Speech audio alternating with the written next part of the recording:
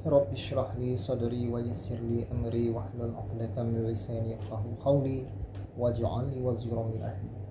Wala hawla wala quwwata illa billahil 'aliyyil 'azim.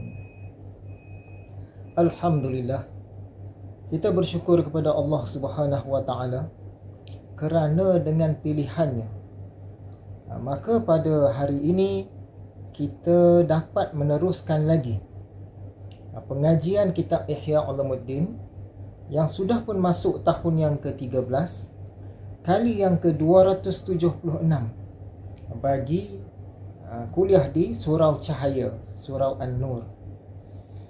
Kita masih mensyarahkan kitab Latihan Qalbu, latihan jiwa, latihan roh. Kitab Latihan Qalbu ini merupakan kitab yang ke-22 daripada 40 kitab yang terdapat dalam kitab induk Ihya Ulumuddin ini. Jadi tanpa melengahkan masa, kita imbas sedikit perkongsian yang kita buat dalam kuliah sebelum ini. Kemudian kita terus sambung kepada pelajaran ini. Dalam kuliah yang lepas, kita banyak juga menyentuh 4 tiang ad-din, 4 tungku agama, 4 pasak agama, iaitu al-iman, al-islam, al-ihsan dan as-sa'ah. Allah bagi kepada malaikat Jibril 4, malaikat Jibril bagi kepada Rasulullah sallallahu alaihi wasallam 4, Rasulullah sampaikan kepada para sahabat pun 4. Begitulah seterusnya, dari satu generasi ke satu generasi sampailah kepada kita hari ini pun 4. Jadi yang kita nak kena latih ini ialah kita melatih akal. Kita kena latih anggota, kita kena latih hati, dan kita kena latih tindakan. Ilmu al-ihsan atau disebut juga ilmu tasawuf, disebut juga ilmu sufi, ilmu tarikhah ini, dia kurang orang minat belajar dan kurang asatizah yang minat untuk mengajar. Jadi kita kena sama-sama mengusahakan agar kita jadi minat dan orang pun jadi minat. Ada ilmuwan agama yang dia mahir dalam keempat-empat tiang agama, keempat-empat tungku agama. Ada ilmuwan agama yang dia mahir dalam 3 sahaja. Ada pula ilmuwan agama yang dia bertaraf mahir dalam 2 tiang agama. Dan ada ilmuwan agama yang dia mahir dalam salah satu sahaja daripada 4 pasak agama tadi. Maka kita kenalah bijak memilih agar kita tidak tersilap mencari ilmu kepada yang bukan ahlinya. Seterusnya lagi, kita ada berbicara tentang hasil terawal dalam mempelajari ilmu kerohanian, ilmu tasawuf, ilmu al-ihsan. Hasil murni yang pertama ataupun yang terawal dalam mempelajari dan mengamalkan ilmu-ilmu al-ihsan ini ialah berlakunya perubahan akhlak. Bukannya banyak maklumat tetapi akhlak masih buruk ataupun akhlak banyak buruk. Lagi, iblis, syaitan, musuh-musuh Islam, para pembenci tasawuf sufi tarikhah, mereka cukup suka jika orang-orang tasawuf ini berakhlak buruk. Mengapa? Kerana hal itu akan memudahkan usaha-usaha mereka untuk menjauhkan umat daripada tasawuf sufi tarikhah, menjauhkan daripada tungku al-ihsan ini. Oleh sebab itu, kita kena sama-sama berjuang agar hal itu tidak berlaku. Dan kalau berlaku pun sangat minima, supaya al-ihsan ini tidak dipandang buruk dan ramai orang nak kepada al-ihsan ini. Apakah tanda-tanda penyakit hati? Antara tandanya, kita ini belajar dah lama tetapi dapatannya tu sikit, ciput. Apakah dapatan terawal? Dapatan terawalnya ialah berlakunya perubahan akhlak. Daripada yang tak bagus jadi lebih bagus. bila belajar lama tapi dapatannya sikit, tak berlaku perubahan akhlak, susah nak dapat hikmah. Itu tanda dia lah tu. Susah nak dapat makrifah, susah nak dapat mahabbah, susah untuk membanyakkan amal ibadah, sukar untuk membanyakkan zikrullah, sukar untuk tenang dan sebagainya. Ini petanda kita ni ada penyakit hati, dan penyakit hati kita itu berat. Semua orang pun ada penyakit hati, tetapi ini yang berat. Tanda yang lain yang kita ini ada penyakit hati ialah apabila kita ini ada mencintai sesuatu lebih daripada kita mencintai Allah.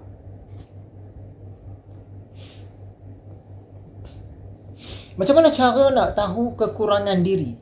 Bagaimanakah kaedah untuk mengesan penyakit-penyakit hati? Itu yang khususnya. Imam Ghazali dia bagi 4 cara. Yang pertama, kita kena berguru, kena belajar akan ilmu al-ihsan. Yang kedua, kita kena bergaul dengan teman-teman yang baik. Yang ketiga, kita kena ambil tahu juga pandangan musuh-musuh terhadap diri kita. Yang keempat, kita kena bergaul dengan masyarakat untuk kita mengambil iktibar, teladan, pengajaran. Masalah berlaku apabila kita ini tak mau berguru. Lebih-lebih lagi dalam ilmu-ilmu al-ihsan. Ada orang dia tak peduli, ada orang dia rasa benda ini tak penting, ada orang yang dia nak pandai-pandai sendiri sahaja. Masalah berlaku apabila kita tak belajar, tak berguru, tak belajar, tak beramal. Dah tak ada ilmu, macam mana dia nak amalkan? Dan tak mau ambil pengajaran daripada masyarakat. Orang dulu-dulu, mereka mentarbiahkan ilmu-ilmu al-ihsan ini sejak kanak-kanak. Kepada kanak-kanak lagi dah bagi. Tapi zaman sekarang, macam-macam alasan manusia yang menyebabkan dah tua-tua baru nak belajar, baru nak ditarbiah. Waktu itu dah susah nak masuk sikit dah, sebab dia dah berusia kan. Sesungguhnya jalan mengubat jiwa ini Allah Subhanahu Wa Taala dah beri, iaitu dengan jalan tasawuf, dengan jalan al-ihsan.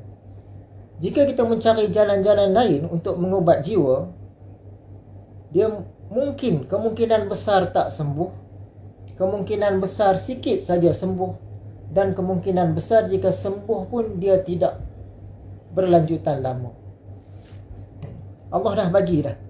Nak rawat hati, jiwa, rohani, ini jalan dia. Kita nak cari jalan lain, memang tak kena. Ibu bapa dan para penjaga pula, kalau ilmu-ilmu keduniaan, sampai kena tambah dengan tuition lagi. Tapi kalau ilmu-ilmu agama, lebih-lebih ilmu al-ihsan, anak-anak tak tahu pun ilmu al-ihsan ni wujud. Apa benda ilmu al-ihsan ni? Mak bapak pun tak tahu.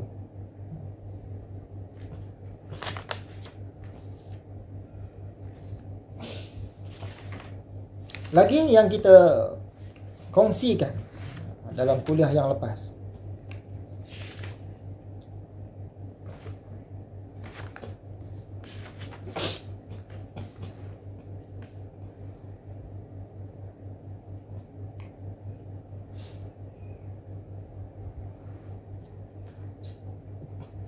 sebagai pelajar sufi, sebagai ahli sufi, kitalah yang lebih utama yang kena menjaga imej yang baik bagi Allah, bagi Rasulullah, bagi agama Islam, bagi umat Islam keseluruhannya, bagi Tunku al-Ihsan khususnya, berbanding dengan orang-orang lain. Tetapi jika kita sendiri pun menunjukkan yang tak baik, maka ini akan memberi kesan pandangan orang lain terhadap yang kita sebutkan tadi. Imam Al-Ghazali dia memetik kata-kata Al-Hasan. Apa kata Al-Hasan? Janganlah engkau termasuk ke dalam golongan orang-orang yang mengumpulkan ilmu ulama dan mengumpulkan kata-kata hukama, yakni ahli-ahli hikmah, tetapi berperangai seperti orang-orang sufaha, yakni orang-orang jahil. apa yang kita perhatikan, banyak orang lebih suka duduk belajar dan duduk tambah maklumat. Tetapi kurang orang yang selain daripada belajar dan tambah maklumat, dia juga nak bangun membuat, bangun berbuat. Amalkan apa yang dia pelajari. Kalau ilmu makrifah, ilmu hakikat, ilmu awaluddin, ilmu akhiruddin, tasawuf, sufi, tarikhah, semua. Dia duduk, dia tambah ilmu, tambah. Lazat dia pada tambah maklumat. Tapi tak berlaku perubahan pada diri dia. Terutamanya perubahan yang peringkat awal, yang terawal yang sepatutnya berlaku, iaitu perubahan akhlak zahir dan batin. Makam-makam kerohanian ini, makam-makam roh ini, dia bukan diukur dari segi usia, tetapi ia diukur dari segi kecantikan akhlak yang zahir dan kecantikan akhlak yang batin. Lagi masalah apabila kita ini dah mendapat ilmu, ada yang banyak maklumat, banyak ilmu, banyak pengetahuan dalam ilmu al-ihsan khususnya, tetapi kita suka tangguhkan untuk mengamalkannya, menangguhkan daripada mempraktikkannya. Kemudianlah, nantilah, masa akan datanglah.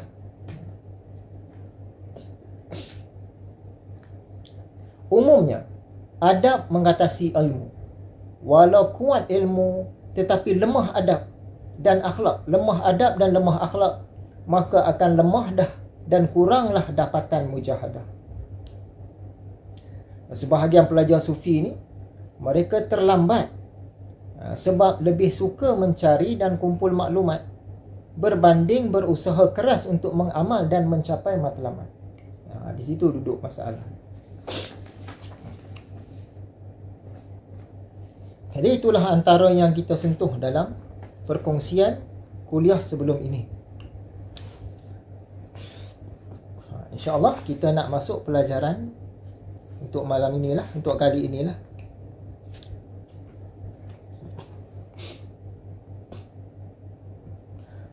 Kita sambung daripada kuliah yang lepas. Kata Imam Al-Ghazali, ketahuilah, barang siapa yang menyaksikan akhirat dengan hatinya yang yakin, nescaya dengan mudah ia berkehendak akan usaha akhirat, menempuh jalan-jalan akhirat, memandang rendah kepada kenikmatan dan kelazatan dunia. Kerana orang yang ada padanya manik-manik, lalu melihat mutiara yang berharga, sudah tentulah dia tidak lagi mempunyai keinginan kepada manik-manik itu, tetapi kuatlah kemahuannya untuk menjual manik-manik itu untuk membeli mutiara. Tamat, kata Imam Ghazali. Ini kita ada sentuh juga dalam kuliah sebelum ini. Begitulah perbandingan antara dunia dan akhirat. Dunia yang sementara ini dengan akhirat yang kekal selama-lamanya itu. Bagi siapa? Bagi orang-orang yang bermata hati. Dunia ini ibarat manik-manik ataupun guli lah. Tetapi akhirat itu ibarat mutiara ataupun permata berlian. Kita ni nak guli ke nak berlian? Bagi orang yang cukup akal dan mempunyai mata hati, tentulah mereka akan pilih berlian. Tetapi bagi budak-budak mungkin akan pilih guli, sebab mereka tak cukup akal, belum cukup akal lagi, dan amat lemah mata hati. Mereka nampak untuk bermain. Apa gunanya batu permata, bukan boleh main. Dia nak guli lagi. Jadi takkanlah kita yang sudah balik, sudah dewasa, sudah berusia ini, kita nak berfahaman macam budak-budak. Tetapi itulah yang selalu berlaku. Jadi kita cakap kepada diri, tekan kepada diri kita, aku tak mau jadi macam budak-budak. Mengapa ramai orang tak sampai kepada hal-hal yang sepatutnya mereka sampai ni? Sepatutnya akhlak sudah banyak baik, hati atau qalbu sudah banyak bersih, sudah punya azam dan usaha gigih untuk mendahulukan dan mengutamakan akhirat berbanding dunia. Kenapa jadi macam itu? Kata Imam Al-Ghazali, yang mencegah daripada sampai ialah tiada dijalani. Macam mana nak sampai kalau kita tak berjalan pergi? Yang buat kita tak sampai tu sebab kita ni tak lalui jalannya, tak lalui pembelajarannya, tak mengamalkannya. Jalan tasawuf, jalan al-ihsan tu lah. Okay, tadi yang pertama, yang mencegah daripada sampai ialah tiada dijalani. Yang mencegah daripada dijalani ialah tiada kemahuan. Mengapa dia tak berjalan? Sebab tak ada keinginan, tak ada kemahuan, tak berhajat pun, tak rasa pun nak berguru, tak rasa nak belajar, tak rasa nak mengamal akan ilmu-ilmu al-ihsan ini. Rasa yang dimaksud di sini bukan sekadar rasa saja, tapi rasa yang kuat lah. Ilmu tasawuf, al-ihsan, ilmu sufi, tak apalah ini, tak apalah benda kemudian dia tak ada rasa tu. Sebab tu kata yang mencegah daripada dijalani ialah tiada kemahuan. Kata Imam lagi, yang mencegah daripada kemahuan ialah tiada iman. Pasal apa tak timbul keinginan? Sebab tak yakin, kurang yakin, tak anggap ia penting, rasa penting tapi penting biasa-biasa sahaja. Padahal tungku al-ihsan ini taraf fardu. Keempat-empat tungku atau tiang atau pasak ad-din itu fardu belaka tu. Orang-orang lain nak pilih, nak pentingkan 2 tungku je ke, 3 tungku je ke, terpulanglah. Tapi kita tetap pegang dan pentingkan keempat-empat sekali. Biasanya dalam majoriti masyarakat Muslim di seluruh dunia lah, mereka belajar tungku al-Islam sampai ke peringkat tahu. Lepas tu mereka mendalam sikit agar kemas, cantik, berkualiti. Tungku al-Islam ni kita ringkaskan kata fiqh lah. Cara-cara solat, cara-cara mengerjakan puasa, cara-cara mengeluarkan zakat, cara-cara haji umrah, baca Quran, nikah kahwin, mandi wajib dan sebagainya. Biasanya bahagian ini orang belajar sampai peringkat tahu. Bila mereka berusia sikit, mereka nak mendalam sikit. Dia mendalami lagi. Biasanya mereka belajar tungku al-iman setakat peringkat tahu sahaja. Nak mendalami, bagi kemas, bagi cantik dan lebih berkualiti itu kurang. Ini dari segi akidah pula. Akidah ni dia takat tahu je. Nak mendalam sikit, kurang orang lah. Cukuplah kita tahu Tuhan tu ada. Tuhan kita tu namanya Allah. Kita mesti sembah dia. Dia tak boleh dinampak dengan mata. Kita patuh hukum-hukum dia. Dah. Nak mendalam lagi, nak belajar ilmu akidah, nak belajar ilmu usuluddin, nak belajar sampai peringkat ilmu kalam, tak maulah. Biasanya mereka tak belajar atau sangat kurang belajar tungku al-ihsan, tasawuf pula. Peringkat tahu pun kurang. Apatah lagi kalau peringkat nak bagi kemas, bagi cantik, bagi berkualiti. Kalau tahun-tahun 80-an, 90-an dulu, ramai orang awam tak tahu pun tentang tungku al-ihsan. Kalau tungku as-sa'ah, lagilah. Ramai tak tahu pun tungku ni wujud. Sampai sekarang pun masih agak ramai juga. Jadi, biasanya dalam masyarakat kita, kalau tungku al-Islam itu peringkat lanjutan mereka ada belajar. Kalau tungku al-iman tu setakat tahu saja. Kalau tungku tasawuf ni tadi kurang dah, peringkat nak tahu saja ataupun kurang. Kalau peringkat ilmu-ilmu as-sa'ah ni lagilah kurang. Okey. Kita patah balik ke tadi. Yang nombor 3 tadi. Ilmu tasawuf ini sangat kurang orang yang belajar. Dia tak macam ilmu fiqh dan ilmu akidah. Apakah kesannya? Disebabkan keadaan seperti itu, maka tidak hairanlah di sekeliling kita ini Banyak orang-orang berilmu agama tetapi mazmumahnya banyak dan kuat.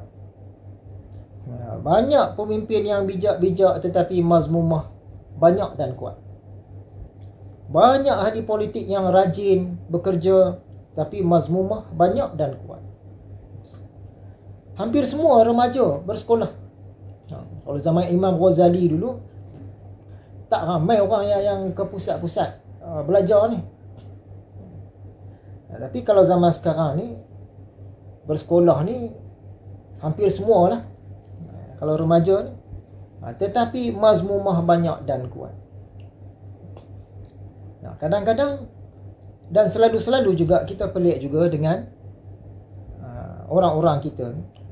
Asalkan orang itu popular atau banyak duit atau boleh buat kerja, okey. Tapi sifat-sifat mazmumah itu terzahir. Bukan kata yang dalam, yang terzahir pun banyak. Tak kisah. Tengok keadaan, pemahaman tu macam mana.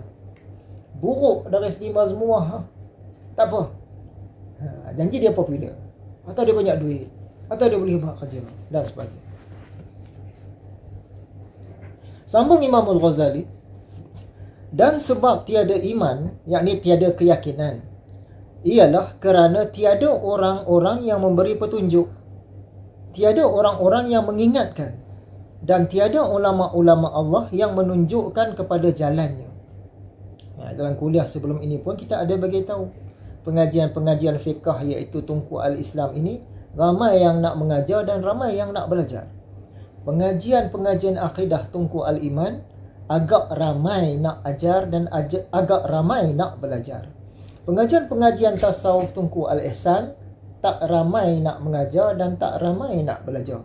Pengajian-pengajian zaman akhir Tunku Al-Sa'ah lagilah.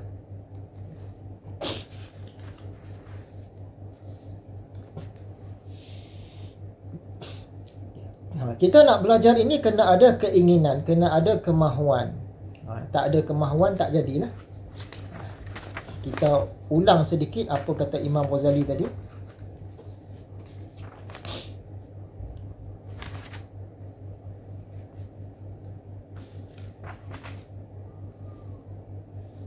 Mana pergi dia ni?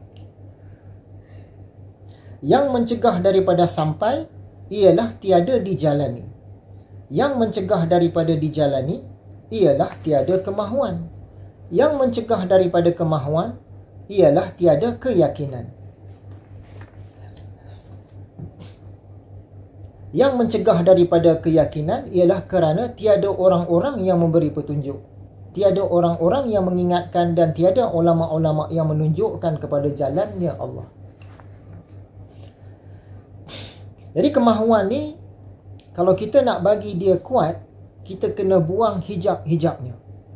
Ada hijab-hijab yang menghalang, yang membuatkan kemahuan kita ini dia menjadi lemah. Kata Imam Al-Ghazali, membuang hijab yang ada antara dia, ini kita lah, antara orang-orang yang baru nak ada keinginan.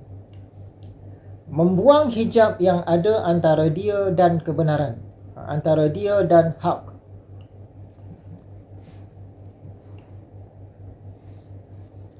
Ini dikhususkan kepada murid lah. Tapi zaman dulu, cara pengajian dia lain daripada zaman sekarang ni. Zaman dulu-dulu, murid-murid agama ni, termasuklah murid-murid tasawuf ni, mereka ni orang muda-muda, remaja-remaja, awal-awal dewasa. Murid-murid ni pula dia berada di sekitar guru, di sekitar mursyid, di sekitar syah dia. Atau ringkas kata memondok lah. Mereka ni ada zawiyah dia, ada tempat dia. Dan agak terpisah daripada orang ramai. Dan kalau jenis yang mengikut guru ke mana-mana, bermusafir, mengembara, bermusafir dan mengembara lah. Ikut dia berteman akan guru dia tu. Beza dengan zaman sekarang. Zaman sekarang ni biasanya murid-murid ni dah agak berusia, dah terlewat. Orang tua-tua, warga emas, 40-an, nak dapat yang 20-an pun susah. Biasanya 25 dan ke atas. Dan murid-murid pula dia jauh-jauh. Dia tak bermukim dengan Tok Guru. Tu zaman sekarang lah. Perubahan zaman kan.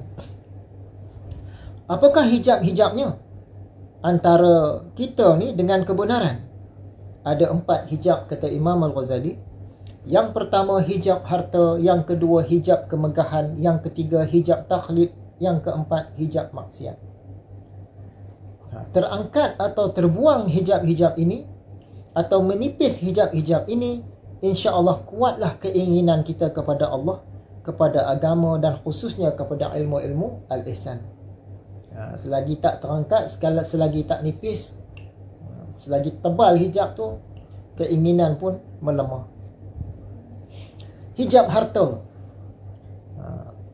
keterpersonaan, kekaguman, kegilaan, keobsesan, keterpautan hati terhadap harta benda, wang, kena dihapuskan, kena dijauhkan atau dikurangkan sekurang-kurang.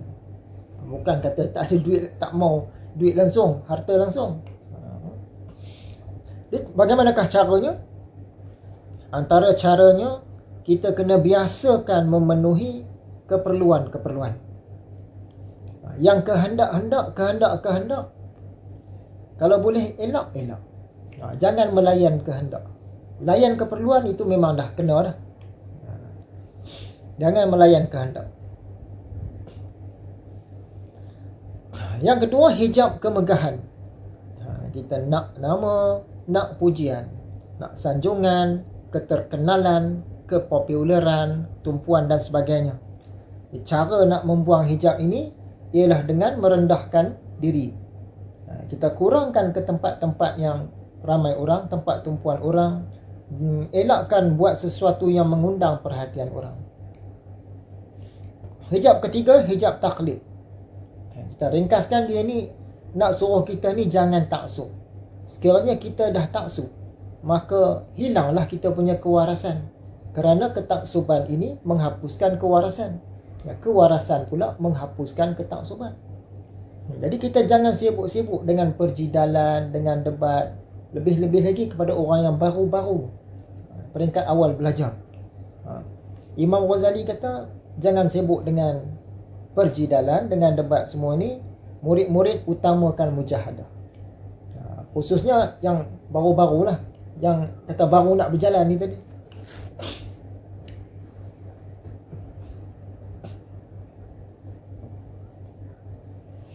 Yang keempat, hijab maksiat. Caranya, kita kena bertaubat selalu dan bertaubat sungguh-sungguh. Bertaubat dengan tekad yang tak mau ulang dah. Kita gantikan apa yang patut diganti. Jika kita ada bersalah kepada pihak-pihak tertentu ke, orang-orang tertentu ke, gantikan apa yang patut diganti. Minta maaf dan ganti kepada orang-orang yang terlibat. Tentang taubat ini, Imam Ghazali dia ada buat kitab khusus lah tentang taubat. Pelajaran taubat ni dalam kitab Ihya juga. InsyaAllah satu hari nanti kita sampai. Itu yang sepatutnya. Kalau zaman sekarang terbuat salah, senyap. Buat tak tahu, seolah-olah dia tak terlibat. Langsung tak rasa nak minta maaf ke, nak betulkan keadaan ke, nak bayar ganti rugi ke apa, senyap. Padahal dia tahu dia silap. Dia sekadar astaghfirullahalazim, sekadar istighfar, minta ampun kepada Allah. Kita ada silap-silap dengan orang, silap dengan makhluk ni kena selesai. Ada yang kita kena minta maaf, ada yang kita kena bayar ganti rugi, ada yang kita kena khidmat untuk bayar kerugian mereka lah, walaupun bukan dengan duit, walaupun bukan dengan harta. Dia kena selesai dengan makhluk ni. Tapi sekarang ni buat salah, senyap. Senyap. Seolah-olah tak salah, tak berkait.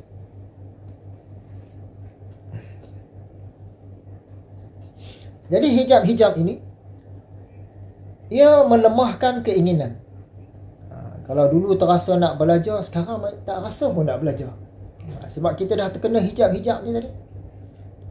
Dulu kita ni termasuk dalam kalangan ahli sufi. Sekarang ni tengok, rasa macam orang-orang biasa dah sekarang. Dulu rajin belajar, sekarang ni dah jadi malas pula. Nak menuntut ilmu-ilmu kesufian ni jadi malas pula. Dia sebab apa? terkena hijab-hijab ini. Hijab harta, hijab kemegahan, hijab taklid, hijab maksiat. Itu yang Imam Ghazali dia dalam surah kitab Ihya ini dia memetiklah ayat yang cukup terkenal daripada surah Yasin. وَجَعَلْنَا مِنْ بَيْنِ أَيْدِيهِمْ سَدًّا وَمِنْ خَلْفِهِمْ سَدًّا فَأَغْشَيْنَاهُمْ فَهُمْ لَا يُبْصِرُونَ. Dan kami adakan tutup hijab kan? Dan kami adakan tutup di hadapan dan di belakang mereka. Lalu mereka kami tutup. Sebab itu mereka tiada menampak. Imam Ghazali kaitkan dengan ayat itu.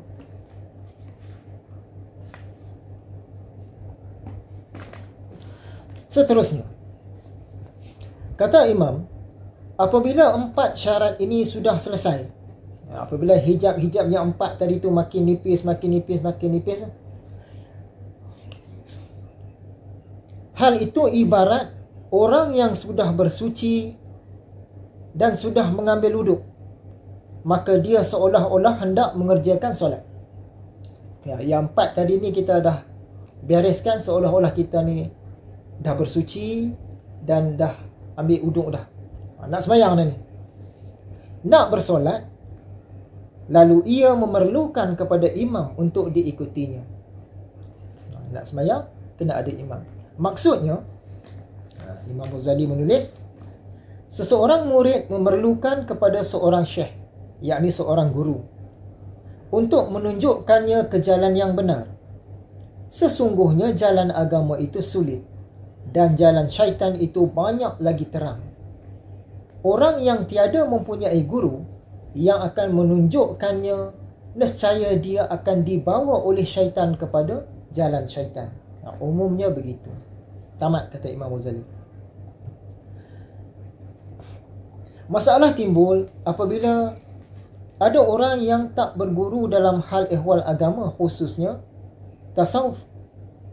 Lalu dia mendakwa nak ikut fikiran sendiri, nak ikut diri sendiri, nak jadi diri sendiri. Kononnya nak ikut acuan sendiri, semua sendiri. Dia aku, kuat keakuan dia tu. Padahal orang-orang yang layak sebegitu ialah orang-orang yang sudah berguru sebelumnya dan mencapai level-level tertentu. Yang kata nak ikut cara sendiri dan sebagainya tu, cara dan acuan itu mestilah mengikut cara dan acuan yang selaras dengan agama. Tapi banyak yang kata nak ikut yang sendiri tadi ni, sendiri mereka tu tak selaras dengan acuan dan kehendak agama. Itu yang bahayanya tu. Jika dia tak berguru dan tak belajar, macam mana dia nak tahu yang cara atau acuan dia itu selaras dengan cara dan acuan agama? Dari mana dia nak tahu, melainkan dia mengagak-agak sendiri, mereka-reka sendiri, renung-renung, timbang-timbang sendiri. Bagaimana kita nak tahu yang cara acuan kita tu selaras dengan cara dan acuan agama atau kehendak Allah? Dengan berguru dan belajar. Sebab tu kalau kita tengok contoh-contoh, saya lah tengok contoh-contoh dalam masyarakat dulu-dulu, pernah satu orang wanita tu dia cakap dengan bangga dalam grup media sosial. Dia tulis kata dia nak didik anak ikut acuan dia sendiri dari segi agama. Tapi akhirnya yang kita nampak, anak dia umur 15 tahun masih tak lepas bacaan-bacaan dalam solat, tak lepas pun dia. Yang dia daripada anak sekolah rendah nak ikut acuan sendiri. Kita juga pernah lihat satu orang lelaki, dia tak ada berguru, tak ada belajar ilmu-ilmu agama ni dengan guru-guru. Pengajian-pengajian biasa di masjid surau pun jarang-jarang sangat pergi. Kata nak jadi diri sendiri, tak mau berguru, tak mau usaha nak pergi belajar. Masa dia cakap tu umur dia 20-an. Umur 20-an. Bila sampai umur 60-an, ilmu al-ihsan pun dia tak tahu. Tak pernah dengar pun pasal al-ihsan. As-sa'ah lagi tak pernah dengar. Tu nak ikut acuan sendiri lah. Kalau dia berguru mungkin dia dapat kurang-kurang, dia tahu sikit. Contoh lagi, ada satu orang lelaki muda, walaupun dalam keluarga dia tu ada ustaz, ada orang-orang yang nampak lebay-lebay sikit, Ada yang mengajar sana sini, tapi dia tak mau ikut, nak jadi sendiri. Akhirnya terikut ajaran sesat. Nak dibetulkan nampak gaya, dah tak dapat sebab sudah taksub. Jadi sebelum kita nak acuan sendiri, jalan sendiri, cara sendiri ni, kita berguru dulu. Baru nanti kita nak bentuk yang sendiri tu, kita tahu. Yang selaras dengan agama begini, yang tak selaras dengan agama begini. Berkata Al-Imam, maka hendaklah ia, yakni murid, berpegang kepada gurunya sebagaimana seorang buta berpegang kepada penuntun. Bukan penonton, penuntun, tukang bawa. Sebagaimana seorang buta berpegang kepada penuntun di tepi sungai, di mana ia menyerahkan seluruh urusannya kepada penuntun tersebut. Maksudnya dari segi ilmu-ilmu kerohanian lah, ilmu-ilmu al-ihsan ini, serahkan kepada guru.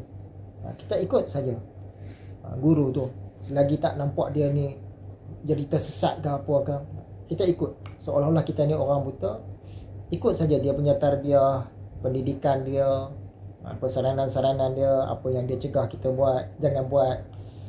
Ni dalam kerohanian. Ilmu-ilmu kerohanian, soal jiwa, soal hati, tasawuf, sufi, tarikhah dan sebagainya. Bukan dalam segala hal. Sebab apa? Ada guru-guru yang jahat, dia menggunakan murid-muridnya untuk kepentingan diri dia sendiri kan. Ni dalam kerohanian saja yang kita kena serah diri kita sebagaimana yang disuruh oleh guru. Lebih-lebih lagi pada awal-awal kita belajar.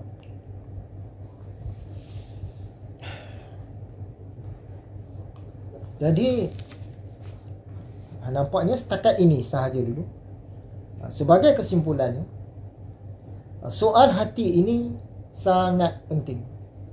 Sebab hatilah yang akan diminta pertanggungjawaban di akhirat nanti. Hati inilah yang di dunia ini, yang dia nak mendaki 4 maqam menuju awal dan 4 maqam menuju kamal. 4 maqam menuju awal ni ialah syariat, tariqat, hakikat, makrifat. 4. Makrifat tu awal, ad-din, awaluddin. 4 maqam menuju kamal pula, menuju yang sempurna pula, awaluddin, nisf ad-din, akhir ad-din, kamal ad-din.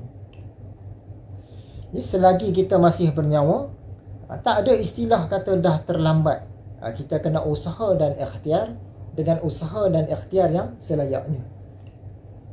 Kurang-kurang pun kali ini kita sampaikanlah sedikit daripada isi kandungan pengajian kita ini pada orang-orang yang dekat dengan kita.